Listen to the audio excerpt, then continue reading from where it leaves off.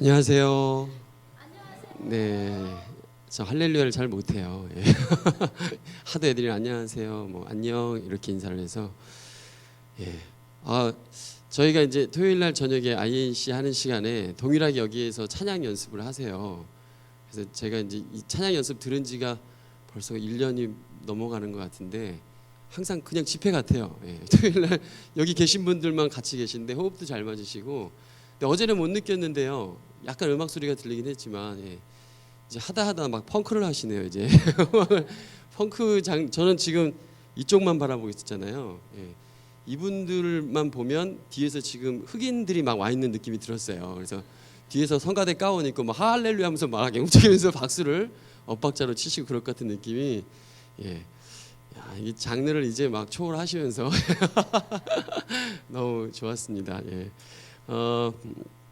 오늘 그 말씀을 나누는데 어저께 제가 그 현빈이한테 하고 필준이하고 현빈이한테 야 내일 목사님 설교해 이렇게 얘기했어요. 그랬더니 현빈이가 이렇게 깜짝 놀라면서 저를 딱 바라보면서 무슨 설교하세요? 되게 그 나이엔 그런 거 안 물어봐요.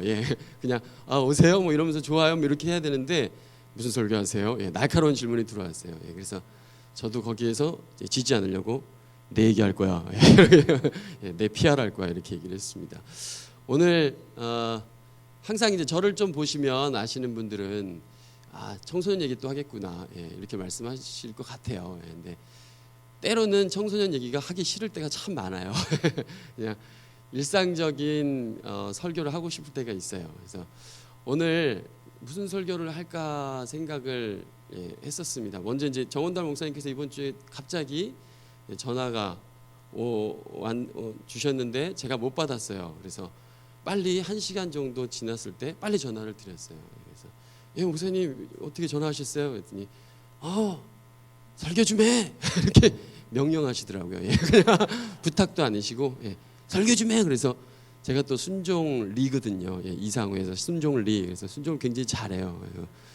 저의 또 큰 형님이시라고 제가 저번에 말씀드렸고 해서 거절을 잘 못해서 거절할 때는 있지만 그 상황에서 싫어요 이렇게 할 수 있는데 설교해. 그래서 알겠습니다 그러고 하고 나서 전화를 끊고 막 생각을 했어요. 무슨 설교를 해야 하지? 라고 생각을 했는데 마침 저희 그 INC에서 이제 그 욥 말씀을 같이 묵상을 하고 있어요. 그래서 저희가 지금 항상 이제 말씀 묵상을 제가 컴퓨터에 쳐서 사진을 찍어서 카톡 문화가 워낙 발달돼 있다 보니까 카톡으로 문화를 공유하기 위해서 묵상을 새벽 6시에 올려요. 그럼 아이들이 이제 그 묵상 보고 본인이 묵상 적용해서 올리고. 근데 욥을 이제 시작한 지가 얼마 안 됐는데 욥을 했으면 좋겠다라는 생각을 했습니다. 욥 하시면 딱 떠오르는 단어 있으시죠? 뭐으세요? 고난이죠, 고난. 별로 듣기 싫은 설교잖아요, 고난. 참 좋은 설교 많은데 맨날 지지리궁상으로 고난 얘기해야 되는 거. 이제 어른분들이 지금 살짝 고난 이렇게 말씀하셨는데 여기 지금 뭐 진경이도 앉아 있고 뭐 청년분들도 앉아 계신데요. 욥하면 다 고난인지 아세요? 성경을 안 읽었어도요. 교회 안 다니시는 분들도요. 욥 그러면 고난인지 알아요, 정말. 누가 그렇게 얘기를 했는지 잘 모르겠는데요. 욥하면 대표적으로 고난이 딱 떠오르나 봐요.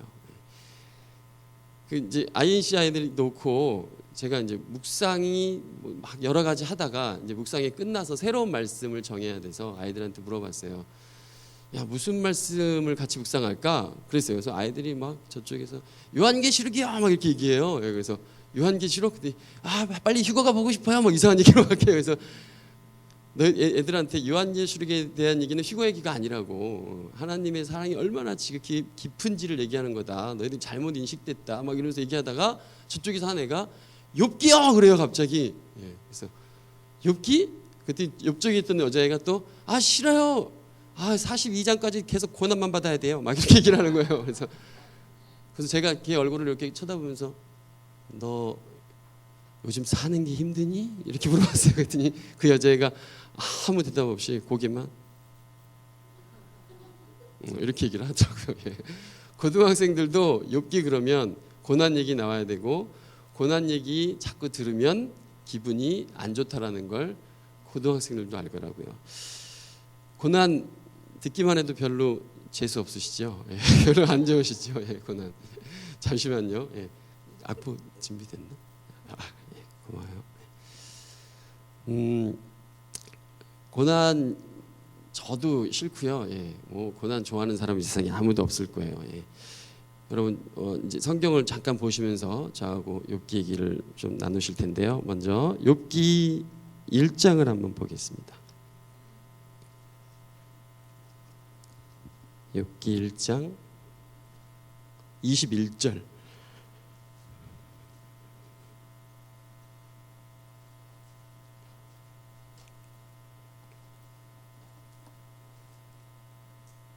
다 찾으셨죠? 예, 욥기 1장 21절 1절 한 절만 같이 읽도록 하겠습니다. 시작. 이르되 내가 모태에서 알몸으로 낳았사온즉 또한 알몸이 그리로 돌아갈지라 주신 이도 여호와시요 거두신 이도 여호와시니 여호와의 이름이 찬송을 받으실지니다 하고 또 한 절 더 보겠습니다. 42장 5절입니다. 42장 5절입니다.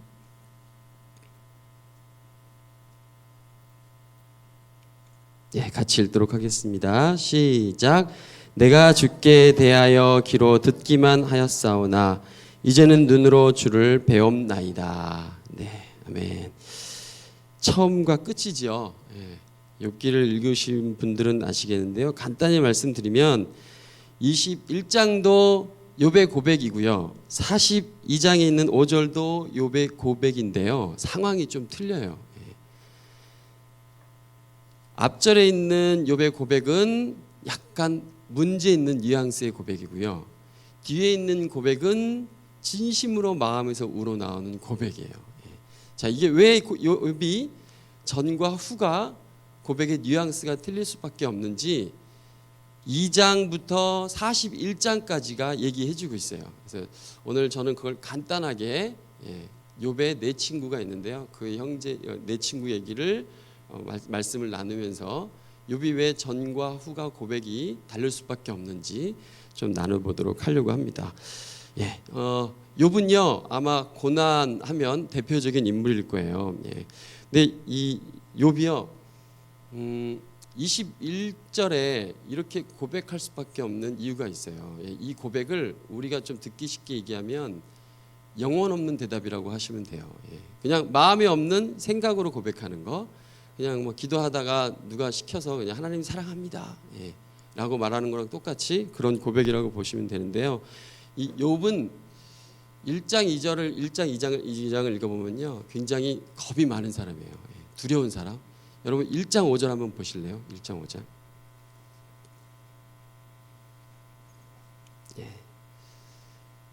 어떤 분이 한번 크게 한번 읽어주실래요?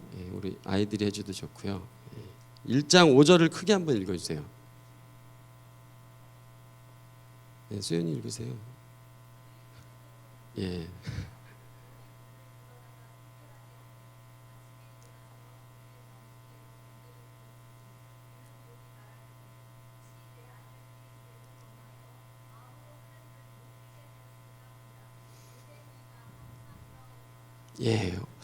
5절 말씀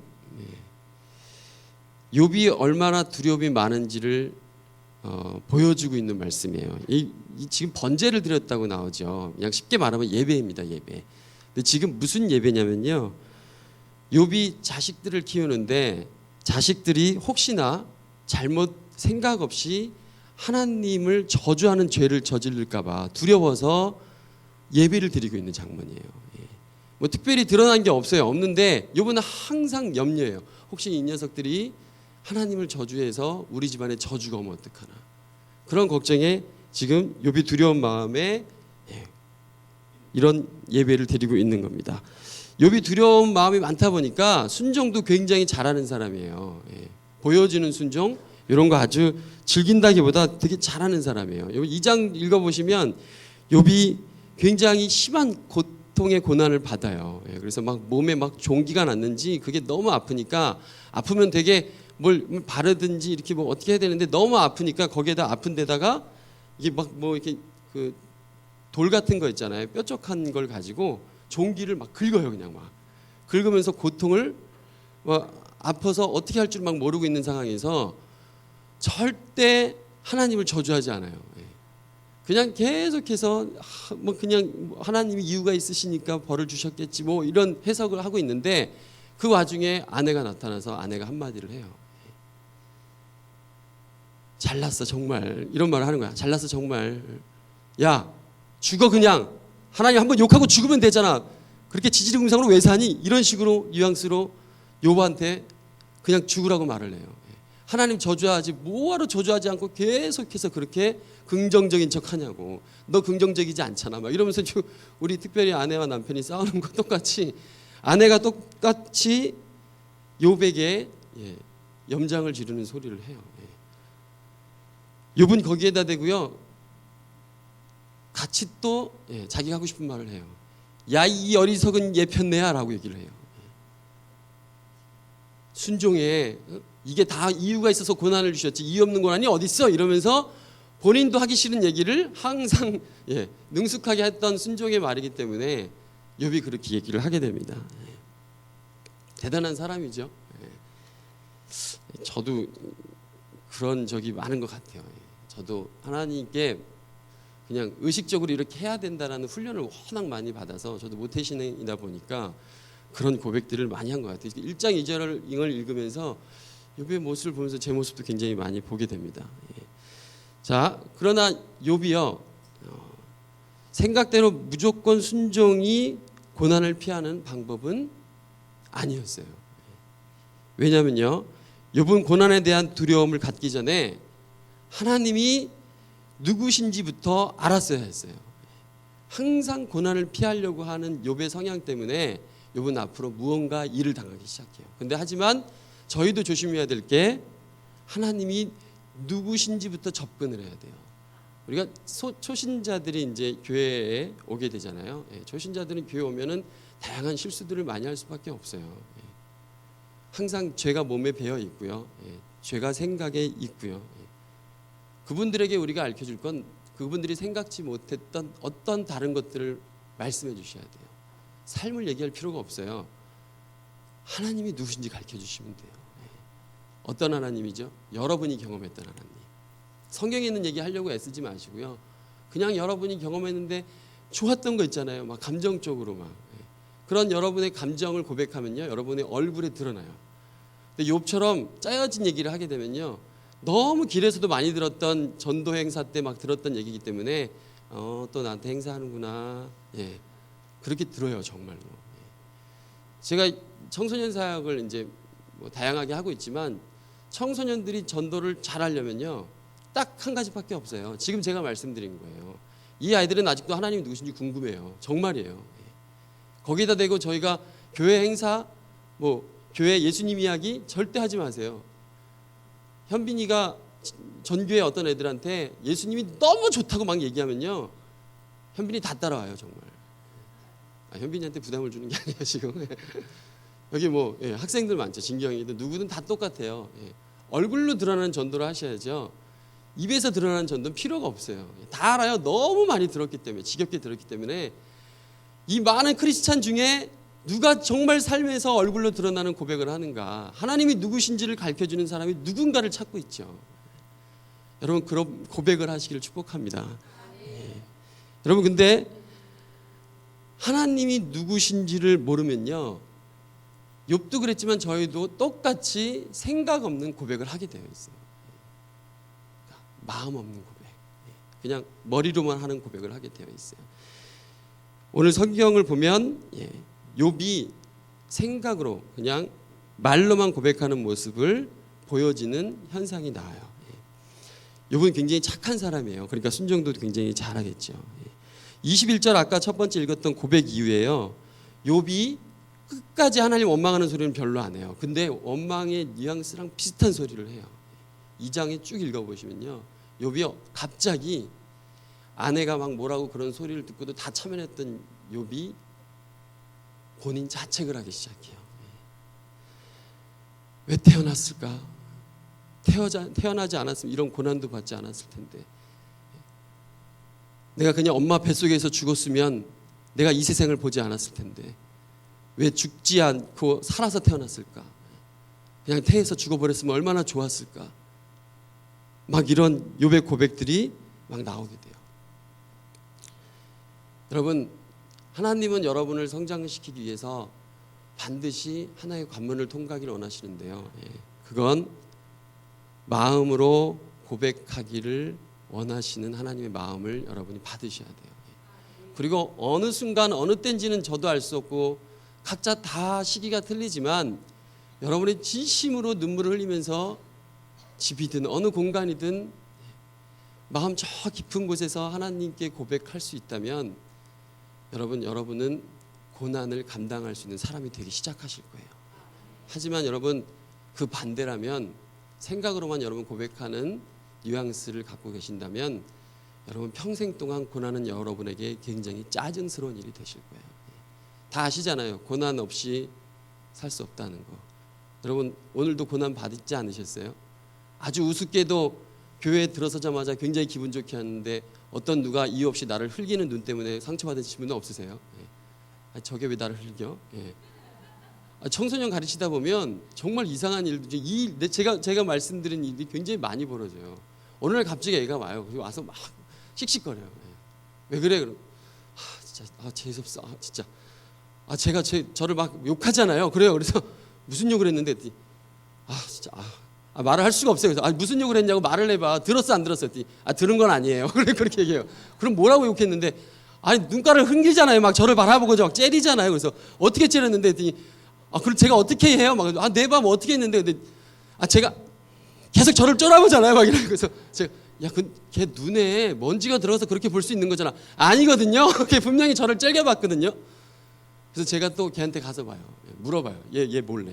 야, 제가 이렇게 하겠는데 너 쟤 째려봤어? 아니요. 근데 너 왜 쟤한테 눈을 이렇게 째렸어? 아닌데 나 생각 안 나는데. 모르겠어요, 목사님. 저 정말 눈 안 째렸는데. 다시 가요. 야, 얘가 그런 게 아니라. 아니에요. 평소부터 엄청나게 저를 싫어했었어요. 이렇게 해요. 그러면 이제 방법 하나밖에 없어요. 둘 다 데려놓고 얘기하면 돼요. 둘 다 데려놓고 막 조목조목 중간 역할을 하면은 거기에서 이 아이도 내가 실수구나.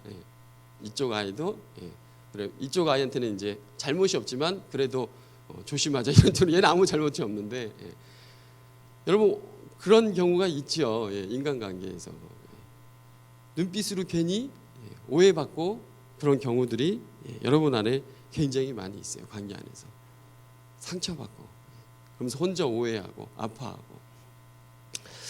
여러분 오늘 이 욥이라는 사람을 보시면서 여러분 안에 다양하게 너무 쉽게 다가오는 눈을 흐리는 거 말고도 여러 가지 다가오는 고난에 대해서 여러분 빨리 성장하셔서 다 여유 있어지세요. 여유 있지 않으시면 너무 순간순간 짜증나는 게 많으니까요. 감당하실 수 있으셔야 돼요. 누가 나한테 특별히 와갖고 욕을 하면 대꾸를 해야 되지만 욕을 하지 않는 상태에서 어떤 말이 들려도 누가 험담을 하든 말든 내 귀에 들리지 않는 이상은 고난을 감당할 수 있는 사람이라면 모든 말 다 감당할 수가 있어요, 사실은. 그리고 아무렇지도 않게 여러분 웃고 다니실 수 있어요. 그게 크리스찬 아닌가요? 크리스찬이 그게 크리스찬이잖아요. 하나님을 믿는 사람들의 모습이잖아요. 오늘 이제 욥이 이런 고난의 상태를 겪고 있는데 4명의 친구가 나타나죠. 너무 여러분 많이 들으셨던 4명의 친구가 나타나는데요. 이 친구들이 그냥 우리 일상에서 많이 보는 친구들이긴 해요. 근데 아주 깊이 있게 읽어보면요 정말 나쁜 놈들이에요. 4명의 친구다. 맨 처음에 2장 정도 읽어보시면요 욥이 고난을 겪고 있는 상황을 듣고요 4명의 친구가 막 달려와서 막 울면서 자기 옷을 다 찢어요. 막 친구가 고난 당하니까 너무 아픈 거예요. 그래서 막 아파갖고 막 하는데 욥은 그 상황에서 조금씩 이제 투덜대기 시작하죠. 아까 말씀드렸잖아요. 하나님 원망하는 게 아니라 자책하는 거. 왜 태어났을까? 죽었어야 되는데 막 해요. 그러더니 거기에서 욥 4명의 친구가 3장부터 41장까지 이제 욥한테 훈계를 하기 시작합니다. 제가 간단하게 말씀드리고 오늘 이거 다 읽으면 저랑 같이 저녁 12시까지 설교를 하셔야 되니까 간단히 말씀을 드리면요. 이 네 명의 그 성향을 좀 보셔야 돼요. 네 명이 어떤 사람인지 좀 보셔야 돼요. 엘리바스라는 사람이 있습니다. 첫 번째, 엘리바스라는 사람은 철학자이면서 신학자예요. 이 사람이 욥한테 하는 핵심 있는 본인의 그 훈계는 뭐냐면요. 죄를 지으면 고난을 당한다예요. 죄를 지으면 지금 막 긁적거리면서 막 죽을 것 같이 막 자책하고 있는 그 욥한테 이 말을 하는 거예요. 죄를 지으면 고난 당해. 그런 말 하실 수 있으세요? 막 너무 아픈 사람한테 병문안 가셔가지고 암 환자한테 가셔갖고 죄 때문에 그래, 죄 때문에 여러분 죽으세요. 바로 살인 당하세요. 그렇게 그런 말씀하시면 또 하나 말해요. 악한 자만이 고난 당하는 거야. 나쁜 놈이에요, 엘리바스는. 근데 맞는 말이에요, 틀린 말이에요? 성경적으로 말씀해 보시면 틀린 말 아니죠. 자, 또 한 명 빌닷이라는 사람이 있어요. 빌닷 역사가이고요, 법률가예요. 논쟁을 굉장히 좋아하는 사람이에요. 어떤 사람인지 아시겠죠? 똑같은 말을 합니다. 엘리바스하고 비슷한. 고난은 틀림없이 죄 때문이야. 이렇게 얘기합니다. 악한 자는 항상 고난 가운데 있어. 이렇게 얘기합니다. 세 번째 친구 소발이라는 사람입니다. 이 사람은 도덕가, 윤리가예요. 독단적 교리주의자예요. 그리고 약간 거칠고 둔한 사람이에요. 이 사람은 이렇게 얘기합니다. 현재 죄를 짓고 있구만. 이렇게 얘기해요. 자, 더 그리고 악한 말을 합니다. 악한 자는 생이 짧어. 이렇게 얘기합니다. 너 이제 곧 있으면 죽을 거야. 이런 뉘앙스겠죠. 네 번째 엘리우라는 사람 나옵니다. 이지적인 신학자예요. 아주 예민한 사람이고요. 약간 교만한 사람이에요. 하나님께서 정결케 하시고 교훈하실 거야. 겸손하며 하나님께 순종해. 이런 말을 합니다. 한 명이라도 욥이 너무 아픈데 그냥 말없이 손만 잡아주고 막 울면 욥이 위로가 될 텐데 한결같이 네 명은 뭔가 해석해 주려고 애를 써요. 욥도 아는 얘기를 가지고 짓거리고 있어요. 계속해서. 제가 그 상황에 있으면 저는 너 죽고 나 죽자예요. 같이 죽자. 어차피 난 죽을 거니까 너희들도 같이 죽자. 이렇게 될 것 같아요. 있는 힘을 다해서 죽일 거예요. 저는 네 명 다. 성경이 굉장히 재밌어요. 이런 거 보면 어떻게 이렇게 인간의 상황을 잘 설명하고 있는지 모르겠어요. 저도 이제 나이가 많이 들진 않았지만 지금까지 다양한 고난을 겪으면서 정말 사람들은 이렇게 내 친구처럼 다가오더라고요. 항상 제가 무슨 고난을 당하면 쟤 저래서 저래. 이상우라는 사람을 아는 그 한에서 최대한 저를 어떻게든 고난의 이유를 찾더라고요. 찾으면 제가 찾아야 되는데 그들이 찾더라고요. 지들 고난 해석이나 하지 남의 고난 해석을 왜 하는지 모르겠어요. 제가 이 말씀이요, 이렇게 말씀드리면 여러분 잘 와닿지 않잖아요. 이게 무슨 뉘앙스의 말씀이냐면 이 지금 내 친구들이 하는 말이 이런 말이에요. 그냥 여러분이 살면서 겪게 되는 고난의 형태예요. 여러분 쓰러질 때가 언젠지 가만 보시면 언젠간 돈 때문에 무너질 때 있잖아요. 무너지시기도 했었고 달마다 걱정되고 돈을 너무 밝혀서 망한 거야 라는 소리를 스스로 들으실 때가 있어요. 난 왜 이렇게 돈을 좋아하는 걸까? 돈은 일만하게 뿌리라고 했는데 왜 나는 이렇게 돈을 밝히는 걸까 하면서 여러분 스스로가 좋아하는데 또 남편이 그런 말을 할 때도 있고요. 또 아내가 남편한테 그런 말을 할 때가 있어요. 이게 내 친구가 하는 말이랑 똑같은 뉘앙스예요. 또 이런 말 들으실 때 있어요. 사람을 너무 믿어서 망한 거야. 너 왜 이렇게 귀가 얇니? 다 얇아요. 귀 안 얇은 사람이 없어요. 또 들은 말, 그렇게 교만하더니 잘 됐다. 혼자 잘난 척하더니 잘 됐다. 네 새끼 잘 될 줄 알았지? 이런 말죠. 넌 자녀 교육 잘할 줄 알았지? 똑같아요. 여러분 이런 말씀 들으실 때 많고요. 사시면서 항상 이런 뉘앙스 말 때문에 여러분 스스로 이런 소리 때문에 넘어지실 때가 굉장히 많아요. 누구를 통해서 들으실 때도 있고요. 저도 이런 뉘앙스를 특별하게 많이 들은 때가 있고요. 지금도 뭐 사실 듣고 있습니다. 애들을 통해서도 들어요. 애들한테 워낙 이제 막 막말하잖아요. 제가 유명하게 막 푹푹 찔러서 공부를 못하니까 생긴 건 또 못생겼지 막 이러면서 제가 막 하고 하여튼 있는 없는 쟤를 충격요법을 엄청나게 했어요. 그러니까 뒤에서 엄청나게 저를 욕을 하는 건 알고 있어요. 제가 특별하게 고난이라는 걸 경험할 때가 있었어요. 그러니까 욥기를 읽으면 그 고난이 너무 심해서 뭐 이렇게 긁을 수밖에 없었던 그런 상황도 정말 이해가 가요. 제가 그 고등학교 3학년 때까지 정말 고난이라는 얘기가 무엇인지 모르고 자랐어요. 왜냐하면 저희 어머님이 고3 때까지 저한테 쓰는 애칭이 있었어요. 애기야, 애기야. 고3 때까지. 여기 고3 현빈이 엄마가 애기야 하니, 큰일 나죠. 현빈이가 막 자지러질 거예요.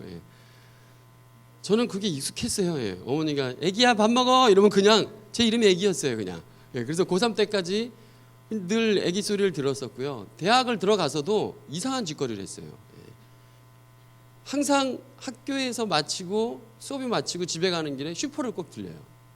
그리고 항상 제가 즐겨 먹는 자갈치가 있었어요. 자갈치를 까서 바로 저는 거기서 뜯어요. 되게 보면 검은 봉다리에 담아갖고 집에 가서 TV 보면서 먹어야지 하면서 이렇게 싸가지고 가잖아요. 저는 안 그랬어요. 저는 애기잖아요. 애기니까 바로 까서 거기서 먹으면서 가요. 길거리에서. 그렇게 철이 없었어요. 대학교 한 20 몇 살까지도 계속 길에서 그냥 까먹고 사탕 빨고 이러는 게 제 취미였으니까요. 그러던 어느 날이었는데요. 22살이었어요. 22살.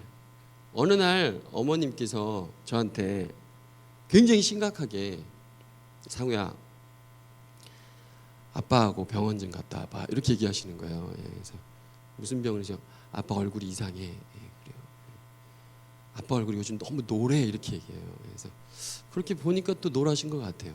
그래서 본인은 겁이 나서 못 가겠대요. 근데 왜 겁이 나는지 저는 이제 철이 없으니까 몰랐으니까 가보래요. 그래서 아버님이랑 같이 갔어요. 병원을.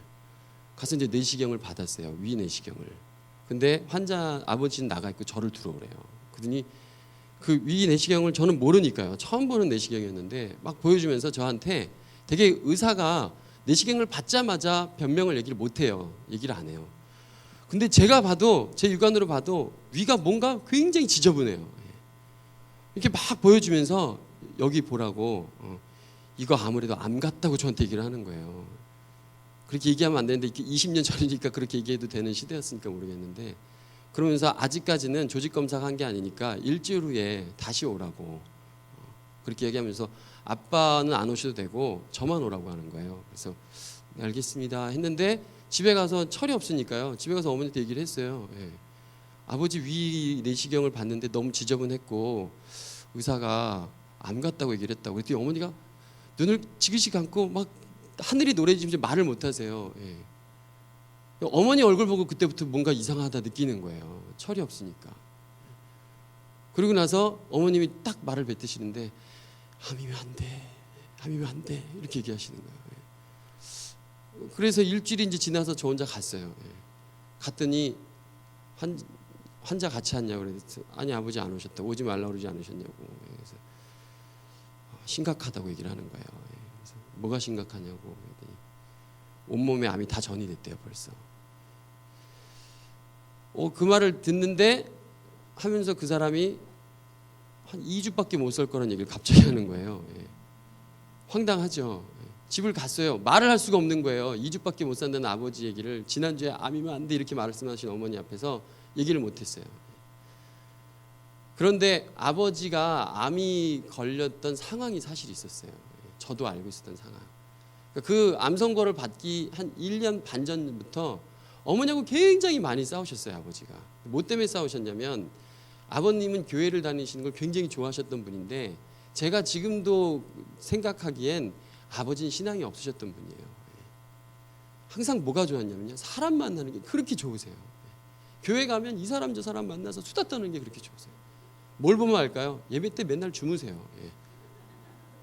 예배는 절대 안 빠지시고 약속 시간 다 잘 지키시고 그러는데 가서 무조건 졸다가 딱 끝나면 사람이랑 떠드니라고 집도 안 오시고 계속 얘기를 하세요. 그러더니 어느 날 갑자기 교회 제가 이제 다니던 교회가 금단교회라고 이제 지금도 큰 교회지만 그때도 큰 교회죠. 거기 장로님하고 친해지셨어요. 어떤 한 장로님이랑. 장로님하고 막 쿵짝이 너무 잘 맞으시더니 어느 날 어머님하고 막 싸우는 뉘앙스 소리가 뭐였냐면 사업을 하신다는 거예요. 그 장로님이랑 동업을 할 건데 자본이 필요하다는 거죠. 사업 자본. 그러니까 집이 이거 담보 잡아서 보증 서서 우리 그 자본으로 사업하자. 장로님이지 않냐고. 장로님이 하자는데 신앙 좋은 장로님인데 안 믿을 게 뭐 있냐고. 믿자고. 그때 어머님은 끝까지 안 된다고. 왜 안 되는지 아세요? 저희 집이 이제 2층, 요즘 말하면 그냥 주택가 2층 집 같은 거였는데 그 집이요, 저희 어머니 우유 배달로 만드신 건물을 세우신 저희 아버지는 하나도 보태지 않으셨어요. 어머님이 우유 배달을 몇 년 하셔가지고 푼돈을 모아가지고 어머니 대단 여자로서는 대단하시죠.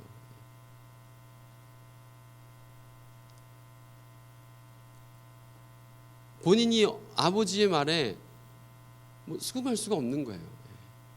무조건 안 된다고 막 싸우면서 뭐가 던지는 소리도 들리고 막 욕도 하고 난리가 났어요. 근데 결국은 누가 이겼을까요? 아버님이 이기셨죠. 어머님이 두 손 두 발 다 들으시고 그래 장로님이니까 하면서 보증을 쓰셨어요. 그리고 사업이 시작됐고요. 그런데 몇 달 있다가 큰일이 벌어진 거예요. 사기를 당한 거예요. 저희 장로님한테. 한순간에 빚더미로 왔는데요. 한 4억, 5억 정도? 저희 집이 그때 지금 20년 전이니까 2억 몇천 정도 하는 집으로 알고 있어요. 지금이면 좀 큰 돈이겠죠. 아버님이 그때부터 사기를 당하시고 아무것도 못 하시죠. 그리고 1년 반 정도 되셔가지고 너무너무 고민하고 막 그 장로님 찾으러 돌아다니시고 막 1년 반 동안 헤매시다가 결국은 본인 몸에 다 암이 전이 됐다는 거예요. 사실 어머니 얘기 들었더니 1년 전에 그 검사를 받으셨대요. 건강검진을. 근데 1년 사이에 너무 스트레스가 강하다 보니까 암이 다 전이 돼서 한 2주 사신다 그랬잖아요. 근데 한 8개월 더 사셨어요. 정말 난리를 쳤어요. 저도 막 아버지를 업고 모든 기도원을 다 다녔어요. 너무 간절하니까요. 어느 기도원까지 갔냐면 이단이라는 소리가 들리는데도 거기까지 찾아가더라고요. 저도 그렇고 저희 어머님도 아버지도 병이 낫는다니까. 거기 가서 집회에 앉아 있어요. 그냥. 그리고 한 일주일 되니까 못 있겠어요. 너무 지저분해서 집회고 뭐고 다 지저분해서 다시 집으로 와서 또 막 그 냄새나는 구역질을 다 막 하시고 저하고 어머니랑 거 다 받아내고 그러시다가 8개월 있다가 조용히 눈을 감고 돌아가셨어요. 아버지가 돌아가시고요. 이틀 만에 엄청난 일이 벌어지는데 정말 이틀 만에 은행하고 사채업자들이 떼거지를 몰려오더라고요. 그동안 은행에 담보 잡힌 거는 이제 당연히 오는 거지만 사채업체한테도 엄청난 돈을 빌리신 거예요. 오자마자 어머니나 저나 뭘 어떻게 해요. 누님이나 할 게 아무것도 없으니까 가만 보고 있는 거예요. 그러니까 거기에 와갖고 누가 법률가 나왔고 다 체결하는데 그 영화에서 봤던 것처럼 막 딱지도 붙이고 다 하는 거예요. 그러더니 이틀 만에요. 저희가 그 다음날 바로 빚이 1억 몇천이 되면서 어머님이 돈이 없으니까 300만 원을 어디서 빌려가지고 월세로 가게 됐어요. 어느 집 조그만 방에 짐 다 버리고 가구 하나 달랑 딱 놓고 거기서 살게 되기 시작하는 거예요. 집이 너무 가기 싫었어요. 근데 집이 가기 싫다고 말할 수 없잖아요. 저한테 충격이 왔죠. 철없던 저한테 충격이 오니까 이제는 어리광 피울 수도 없는 거고 제가 바로 무슨 생각을 했냐면 어머님을 도울 생각을 하게 되더라고요. 그래서 그때부터 바로 집이 다 날아가고 이제 거의 뭐 월세 생활을 하면서 제가 돈을 벌었다는 생각에 제가 그 저녁으로 군고구마 장사를 시작했어요. 그리고 낮에는 고깃집에서 아르바이트를 하기 시작했어요. 열심히 했어요. 정말 열심히. 열심히 해서 한 달 정도, 이제 한 달 되니까 월급이 있잖아요. 근데 월급을 딱 받는데 11조 떼고 어머님한테 전화를 해가지고 뭔가 아들로서 무슨 뭔가 해드리고 싶은 거예요. 아버지 돌아가시고 한 달 동안 너무 막 기력이 없으신 어머니 보면서 제가 해드리는 게 뭐냐면 전화를 딱 했어요. 그래서 그때는 엄마라고 했죠. 어머니, 그때 나 오늘 월급 받았는데 오늘 뷔페 가자. 엄마 뷔페 사줄게. 그때 어머니가 좋으셨나 봐요. 그래 알았어. 조심해서 와. 이렇게 얘기하시는 거예요. 제가 근데 이제 전화를 끊고 굉장히 그 철없던 제가 처음으로 어머님한테 뷔페를 이제 대접하려고 해서 여기 주머니에다 월급을 가지고 신이 나게 가는데 아버님이 돌아가시면 이제 차를 처리를 못하고 이제 돌아가셨는데 제가 차를 잘 안 몰다가 그날 그 아버지 차를 몰게 됐어요. 차를 몰고 가는데 집 앞을 이제 다가왔어요. 다 와서 사거리였어요. 집 앞.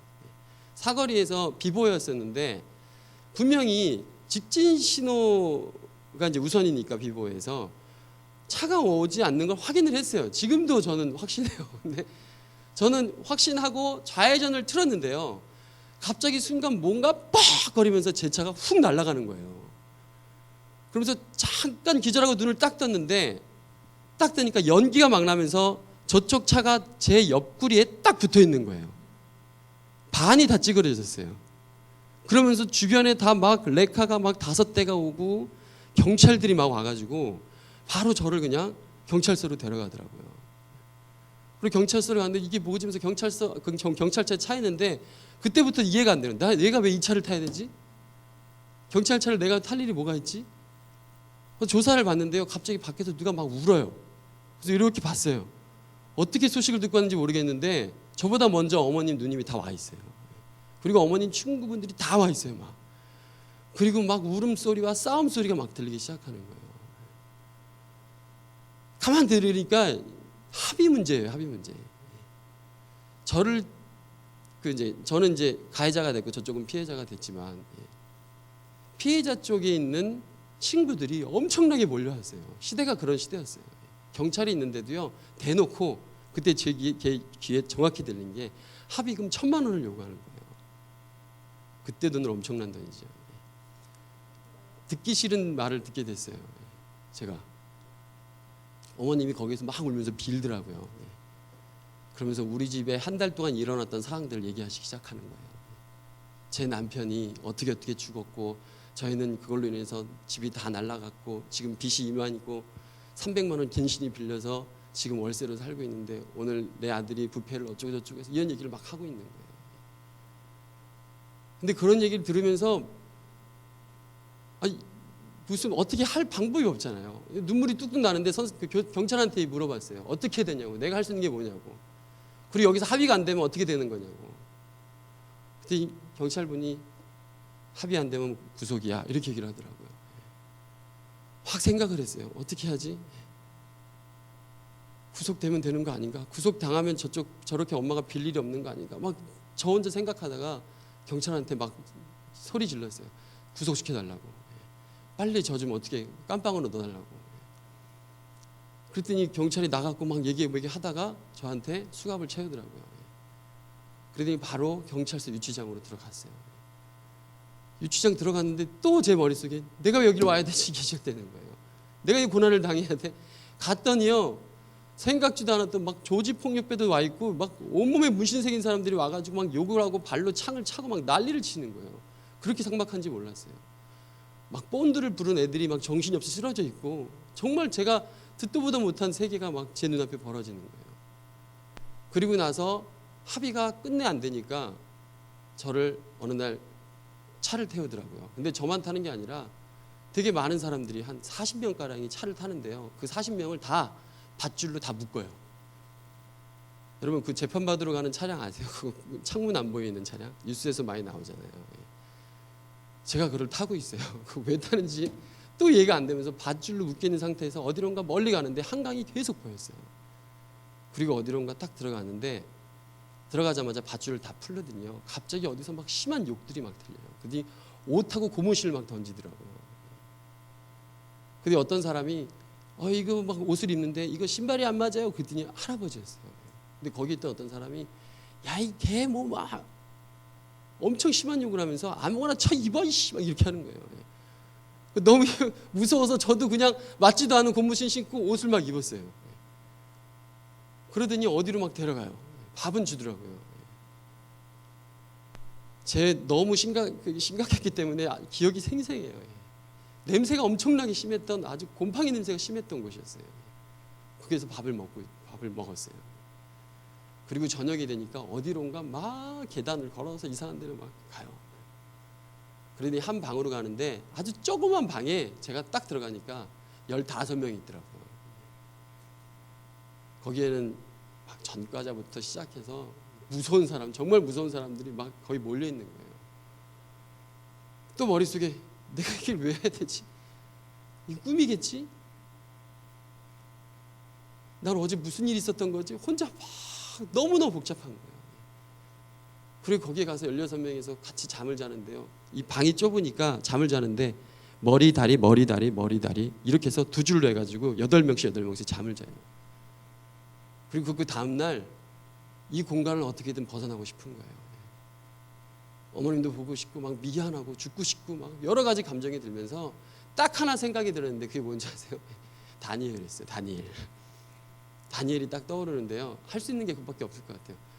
이 사람이 저를 어떻게 보든 상관없이 다니엘이 감옥에 갔을 때 창가를 보고 기도했다는 소리가 들려가지고 창가는 못 보게 했고 정말 쪽팔려서 구석에 갔어요. 구석에 가가지고 구석에서 이러고 있는데 제 뒤에는 전과자들 막 있고 무서운 막 그 용문신한 사람들이 막 있고 이러니까 나 기도하는데 뭐라고 하면 어떡하지 하면서도 할 수 있는 게 이것밖에 없으니까 구석에 가서 막 기도를 하는데요. 다니엘 어떻게 기도했는지 아시죠? 아침, 점심, 저녁 하잖아요. 밥을 먹고 정확히 가서 1시간 동안 기도를 했어요. 그리고 며칠 동안 기다리면서 계속 그 차를 밧줄을 묶여서 갔다 왔다 재판을 받으러 계속 왔다 갔다 하는 거예요. 어린 나이에 무슨 큰 죄를 저질렀다고 그렇게 저를 못 살게 굴더라고요. 그러더니 며칠 있다가 검사님이 저를 부르더니 힘들었지? 이렇게 얘기를 하더라고요. 그래서 네, 그랬어요. 학생이고 전과도 없고 그리고 그동안 어떻게 살았는지 보니까 굉장히 착하던데 벌금형에 집행유예 2년으로 풀려날 거야 이렇게 얘기를 하더라고요. 집행유예 2년이래요. 그게 옛날에 뭐 죄수들한테 들었던 말인데 저한테 집행유예 2년이래요. 그래서 그것도 뭔지 몰랐었는데 막 너무 억울한 거예요. 막 이 세상이 억울하고요. 막 그때부터 하나님도 막 너무 싫고 그 장로님 얼굴 떠오르는데요. 막 당장 나가면 그 장로님 죽여버리고 싶고 아무것도 보이지 않는 거예요. 너무 힘들었어요. 그리고 딱 나왔어요. 집을 딱 갔더니 어머님이 정말 상다리가 부러지도록 차린다고 그러잖아요. 엄청나게 뭐 고기, 돼지고기, 쇠고기, 닭고기 막 진수성찬으로 다 차려놓으셨어요. 많이 힘들었지 하면서 이거 먹으래요. 먹었어요. 먹고 밖을 딱 나갔는데요. 며칠 동안 그 못 보던 걸 보니까 밖을 못 나가는 거예요. 우울증이 왔어요. 횡기를 차가 지나는 소리가 윙윙 거리면 다 사고로 들리고 막 그때 그 상황이 떠오르면서 도저히 밖을 못 나가겠는 거예요.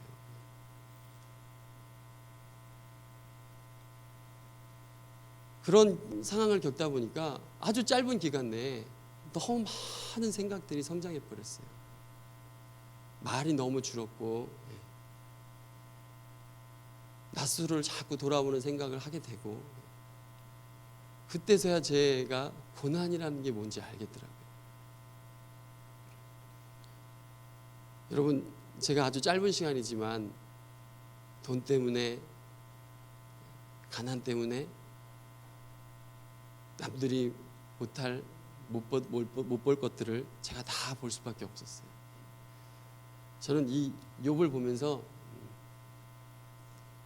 욥의 상황도 욥의 친구들도 다 이해가 돼요. 그리고 이제 이 욥을 읽으면 이렇게 해석이 돼요. 저나 여러분이나 하나님의 모든 자녀들은 고난을 겪을 수밖에 없는 존재라는 거예요. 아까 제가 말씀드렸듯이 내 친구가 여러분한테 수도 없이 다가오실 거예요. 그리고 여러분은 스스로 돈 때문에 무너지실 거고 자녀 교육 잘한 것 같지만 자녀 때문에 뒤통수 맞으실 거고요. 남편한테 배신당하실 거고, 아내한테 안 들을 소리 들으실 거고, 안 봐도 뻔하세요. 왜일까요? 저희가 겪어야 될 과정이에요. 여러분이 이 과정을 겪지 않으시고 이 과정을 겪으면서 해석을 하지 않으시면 여러분들은 고난 속에 짜증으로 사셔야 돼요. 여러분, 오늘부터 여러분 다가오는 고난에 대해서 충분히 해석하세요. 어떻게 해석하실 거예요? 우리 늘 해야 되는 거 있잖아요. 기도. 오늘도 낮에 설교 들으셨고 또 설교 들으시고 집에 가시면 또 새벽부터 새벽 기도도 하시고 또 묵상도 하실 거고 말씀 읽으실 거고 또 차 극동방송 틀으시고 계속해서 설교 들으실 거고 수도 없는 설교 들으실 거 아니에요. 들으실 때마다 순간순간 여러분에게 다가오는 고난에 대해서 해석하세요. 그리고 하나님께 말씀하세요. 저 고난 이겨내게 해달라고, 감당하게 해달라고 여러분 기도하세요. 대충 흘리지 마세요. 그냥 남들이 겪는 거니까 겪는 거지 이렇게 생각하지 마시고 간절해지세요. 하나님 다 감당하고 이겨나게 해주세요.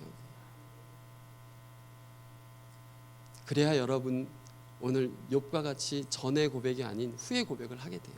욥은요, 내 친구의 그 여러 가지 훈계들을 다 드러내고요, 마지막에는 그 고백조차도 하나님 음성으로 받아들여요. 그리고 본인을 피드백하기 시작하죠. 그리고 42장 5절의 말씀을 고백하게 돼요. 귀로만 듣던 욥이 이제는 하나님을 본다고 얘기하잖아요. 이제 마음으로 고백할 수 있는 욥이 되기 시작하는 거죠. 여러분, 그런 축복이 여러분에게 임하길 축복합니다. 예배 드리는 거, 말씀 묵상하는 거, 고난을 이겨낼 수 있는 가장 큰 비결이라는 걸 믿으세요. 하나님 모르시면요, 지금 길에서 많은 사람들이 막 지나다니면서 굉장히 행복해 보이시잖아요. 이게 목사가 되니까 알겠더라고요. 사람들이 얼만큼 가면을 쓰고 있는지. 그리고 저 자신도. 인간은 너무 많은 가면을 쓰고 살아요. 문제가 있음에도 문제 없다고 말하고 살아요. 여러분, 서로 긍휼히 마음을 가지셔야 돼요. 여러분, 오늘도 아침에 오셨을 때 서로 할렐루야 이랬지만 여러분, 그 웃음 속에 뭐가 있겠어요? 살고 싶어 이런 얘기예요. 여러분, 정말 행복해 보이세요? 정말 그 고난 중에서도 웃을 수 있는 그 자체는 대단하시죠. 두 가지 마음 품으세요. 대단하세요. 같이 삽시다 이런 마음 가지시고 축복해 주시고 위로해 주세요. 우리 오늘 같이 제가 은주한테 같이 이 찬양을 했으면 한다고 했던 찬양이 세상의 유혹 시험이라는 찬양이에요. 3절까지 같이 좀 찬양을 했으면 좋겠는데요.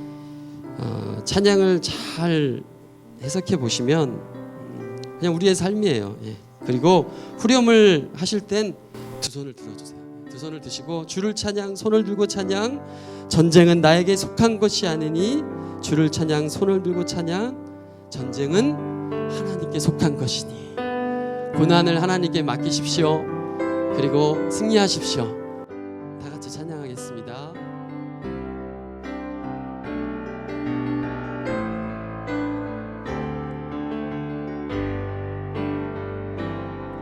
세상의 유혹 시험이 내게 몰려올 때에 나의 힘으론 그것들 모두 이길 수 없네.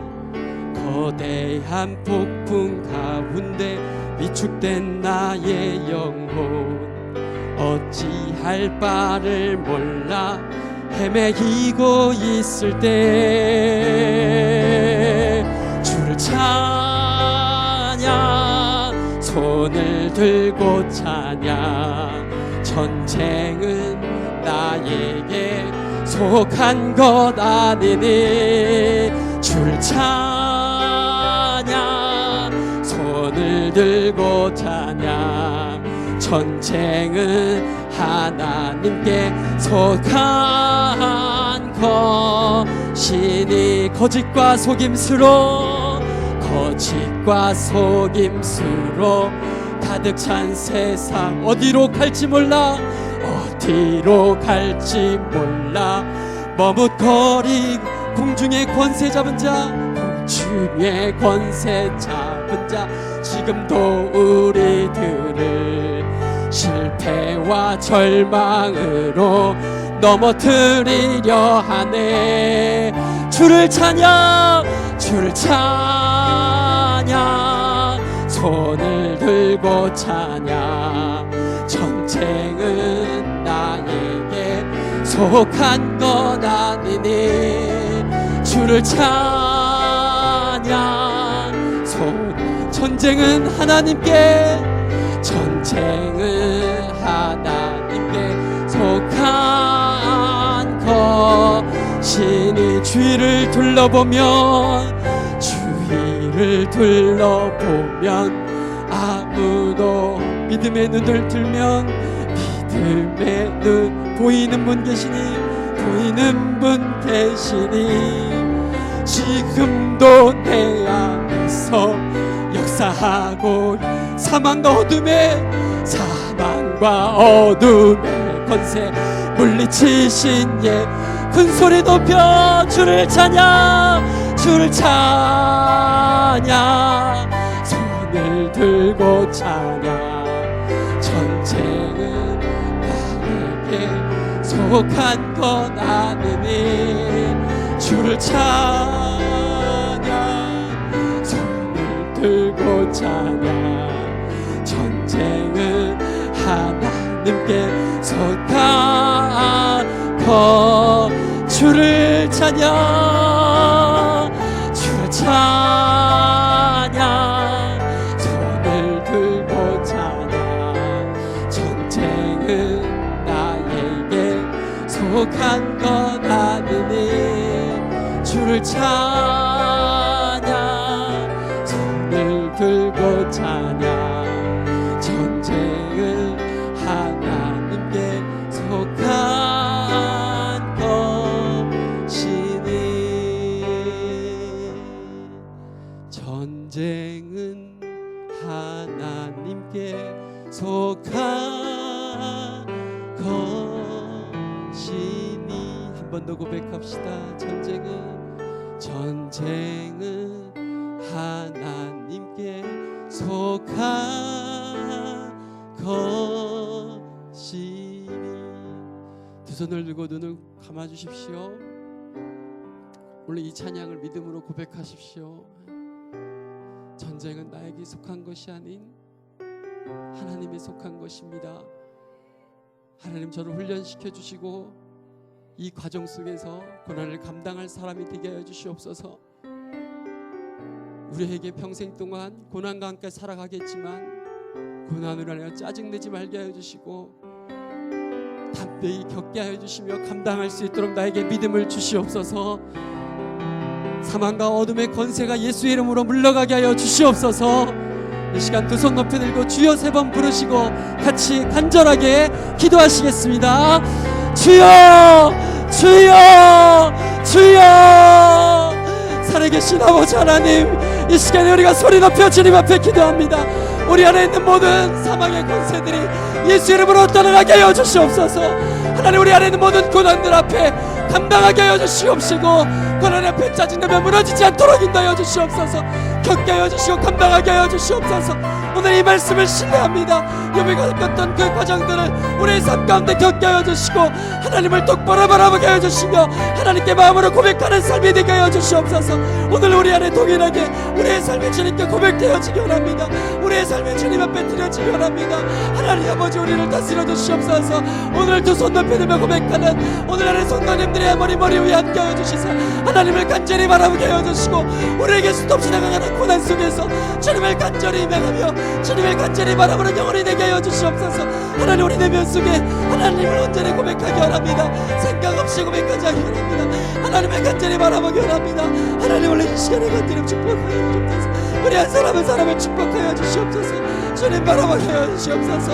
우리의 겪는 고난들을 주님께 고백하게 하여 주시옵시고 우리가 겪는 상황들을 주님께 고백하며 늘 말씀과 기도 속에 우리의 상황들을 영광을 주님께 맡길 수 있도록 도와주시옵소서.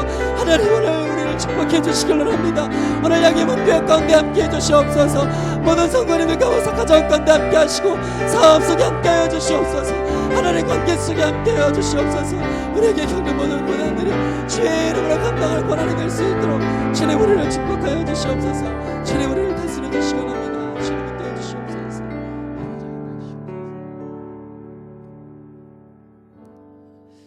하나님 감사합니다. 오늘도 주께서 우리에게 말씀 주셔서 이 말씀으로 힘있게 살아가게 하심을 감사합니다. 하나님 그 지긋지긋한 고난 우리 앞에 짜증으로 머무르지 않도록 충분히 감당할 수 있도록 우리에게 믿음을 허락하여 주시옵소서.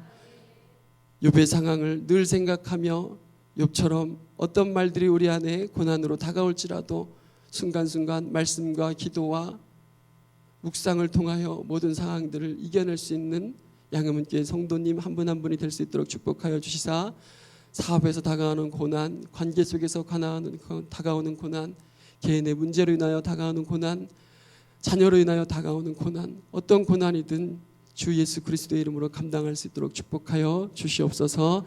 감사드리며 예수 그리스도의 이름으로 기도드렸습니다. 아멘.